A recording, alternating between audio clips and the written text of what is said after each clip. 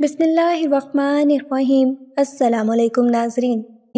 ایک شخص نے چڑیا پکڑنے کے لیے جال بچھایا۔ اتفاق سے ایک چڑیا اس میں پھنس گئی اور شکاری نے اسے پکڑ لیا۔ چڑیا نے اسے کہا، اسے انسان تم نے کئی ہرن، بکرے اور مرغ وغیرہ کھاتے ہو، ان چیزوں کے مقابلے میں میری کیا حقیقت، ذرا سا گوشت میرے جسم میں ہے، اس سے تمہارا کیا بنے گا، تمہارا تو پیٹ بھی نہیں بھرے گا، لیکن اگر تم مجھے آزاد کر دو تو میں تمہیں 3 نصیحتیں کروں گی جن پر عمل کرنا تمہارے لیے بہت مفید ہوگا۔ ان میں سے ایک نصیحت تو میں ابھی کروں گی، جبکہ دوسری اس وقت جب تم مجھے چھوڑ دو گے اور میں دیوار پر جا بیٹھوں گی۔ اس کے بعد تیسری اور آخری نصیحت اس وقت کروں گی جب دیوار سے اڑ کر سامنے درخت کی شاخ پر جا بیٹھوں گی۔ اس شخص کے دل میں تجسس پیدا ہوا کہ نہ جانے چڑیا کیا فائدہ مند نصیحت کرے۔ اس نے چڑیا کی بات مانتے ہوئے اس سے پوچھا، تم مجھے پہلی نصیحت کرو، پھر میں تمہیں چھوڑ دوں گا۔ چنانچہ چڑیا نے کہا، میری پہلی نصیحت یہ ہے کہ جو بات کبھی نہیں ہوئی اس کا یقین مت کرنا۔ یہ سن کر اس آدمی نے چڑیا کو چھوڑ دیا اور وہ سامنے دیوار پر جا بیٹھی۔ پھر بولی،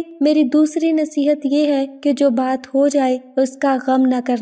اور پھر کہنے لگی، اے بھلے مانس، تم نے مجھے چھوڑ کر بہت بڑی غلطی کی، کیونکہ میرے پیٹ میں پاؤ بھر کا انتہائی نایاب پتھر ہے۔ اگر تم مجھے ذبح کرتے اور میرے پیٹ سے اس موتی کا نکال لیتے تو اس کے فروخت کرنے سے تمہیں اس قدر دولت حاصل ہوتی کہ تم بہت بڑے رئیس بن جاتے۔ اس شخص نے جو یہ بات سنی تو لگا افسوس کرنے اور پچھتایا کہ اس نے چڑیا کو چھوڑ کر اپنی زندگی کی بہت بڑی غلطی کی۔ اگر اسے نہ چھوڑتا تو میری زندگی سنور جاتی۔ چڑیا اسے اس طرح سوچ میں پڑے دیکھا تو اڑ کر درخت کی شاخ پر جا بیٹھی اور بولی، اے بھلے مانس، ابھی میں نے تمہیں پہلی نصیحت کی جسے تو بھول گیا کہ جو بات نہ ہو سکنے والی ہو اس کا ہرگز یقین نہ کرنا، لیکن تم نے میری اس بات کا اعتبار کر لیا کہ میں چھٹانگ بھر وزن رکھنے والی چڑیا اپنے پیٹ میں پاؤ وزن کا موتی رکھتی ہوں۔ کیا یہ ممکن ہے؟ میں نے تمہیں دوسری نصیحت یہ کی تھی کہ جو بات ہو جائے اس کا غم نہ کرنا، مگر تم نے دوسری نصیحت کا بھی کوئی اثر نہ لیا